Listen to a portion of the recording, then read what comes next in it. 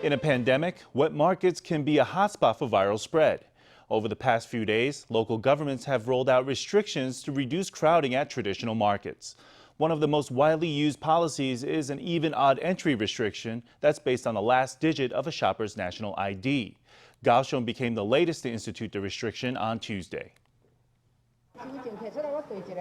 Shoppers crowd at the entrance of this Kaohsiung market. Besides completing real name registration, they also have to show ID.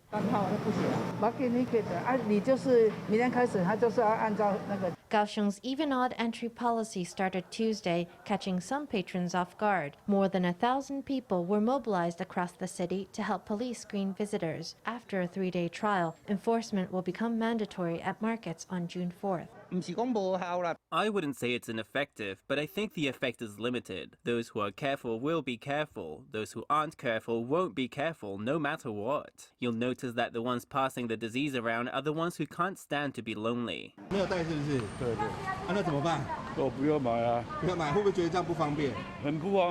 Last Sunday, Keelung became first in the country to advise even-odd entry restrictions at its traditional markets, although it's yet to make the policy mandatory. Shortly after, the rule went up in Hsinchu, Taoyuan, and Miaoli. The Taichung city government has also adopted the restriction, although it isn't writing fines for violators. I stopped by a few sunset markets yesterday, and overall, everyone is cooperating very well. Taipei and New Taipei, the epicenter of the outbreak, have not followed suit with even-odd crowd control. But starting June, Taipei is restricting all markets to one entry and exit and capping crowds at 2/3 capacity. All markets that sell fresh fruit must close at 4 p.m.